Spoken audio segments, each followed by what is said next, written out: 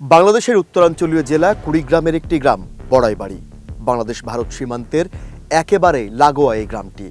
২০০১ সালের ১৮ এপ্রিল এই গ্রামে ঘটে যায় বাংলাদেশ ও ভারতের সীমান্তরক্ষী বাহিনীর মধ্যে ইতিহাসের সবচেয়ে রক্তক্ষয়ী সংঘর্ষ। সেই সংঘর্ষে ভারতীয় সীমান্তরক্ষী বাহিনী এবং বিএসএফের ১৬ জন সৈন্য নিহত হয় এবং বাংলাদেশের তৎকালীন সীমান্তরক্ষী বাহিনী বিডিআরের মাত্র ২ জন সৈন্য নিহত হয়। ১৮ এপ্রিল ভোররাতে বড়াইবাড়ি গ্রামের কয়েকজন বাসিন্দা তাদের কৃষি জমিতে সেচ কাজ দেখতে যান। এ সময় তারা দেখতে পান ধান খেতে বহু সৈন্য অস্ত্র নিয়ে হাঁটছে। এই সৈন্যদের মধ্যে কয়েকজন এসে গ্রামবাসীর কাছে হিন্দি ভাষায় জানতে চান বিডিআরের ক্যাম্প কোথায়। তখন গ্রামবাসী বুঝতে পারেন এরা ভারতের বিএসএফের সদস্য। বাংলাদেশের সীমান্তের ভেতরে বিএসএফ ঢুকে পড়ার খবরটি বেশ দ্রুত বড়াইবাড়ি বিডিআর ক্যাম্পে পৌঁছে দেন সাইফুল ইসলাম লাল। তিনি নিজেও আনসার ও গ্রাম প্রতিরক্ষা বাহিনীর প্রশিক্ষণপ্রাপ্ত ছিলেন। সাইফুল ইসলাম লাল যখন বিডিআর ক্যাম্পে যান তখন সেই ক্যাম্পে মাত্র ৮ জন বিডিআর সদস্য ছিল। সাইফুল ইসলাম লাল বলেন, ক্যাম্পের ভেতরে গিয়ে আমি বিডিআরকে বললাম যে বিএসএফ আমাদের এলাকায় ঢুকে পড়েছে।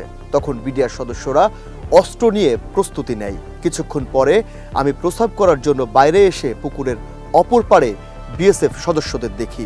দৌড়ে ক্যাম্পের ভেতরে ঢুকে এই খবর জানাই। সঙ্গে সঙ্গে শুরু হয় ফায়ার, শত শত গুলি, চারিদিক থেকে শুধু গুলির শব্দ। আমিও তখন অস্ত্র হাতে তুলে নিলাম। প্রত্যক্ষদর্শীদের বর্ণনা মতে ভোর ৫টা থেকে তীব্র গোলাগুলির আওয়াজে প্রকম্পিত হয়ে ওঠে বড়াইবাড়ি গ্রাম ও তার আশপাশের এলাকা।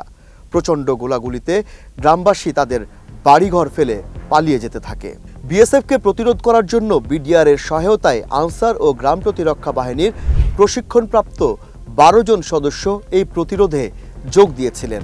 স্থানীয় গ্রামবাসীদের সাথে কথা বলে জানা যায়, বিএসএফ যখন বাংলাদেশের ভেতরে ঢোকে তখন শুরুর দিকে অনেক গ্রামবাসী পালিয়ে গেলেও পরবর্তীতে আবারও ফিরে আসে। এরপর তারা বিডিআরের সাথে একসাথে হয়ে বিএসএফের বিরুদ্ধে প্রতিরোধ গড়ে তোলে।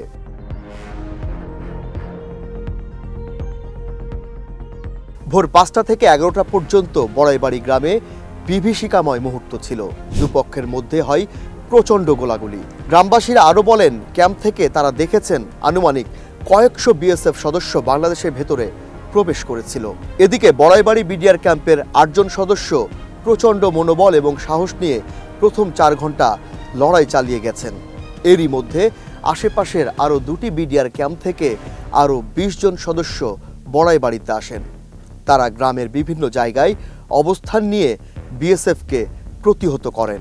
বড়াইবাড়িতে যখন তীব্র সংঘর্ষ চলছে তখন ঢাকায় তৎকালীন বিডিআর সদর দপ্তরের নির্দেশনায় জামালপুর এবং ময়মনসিংহ থেকে আরও বিডিআর সদস্য পাঠানো হয় কুড়িগ্রামের বড়াইবাড়িতে।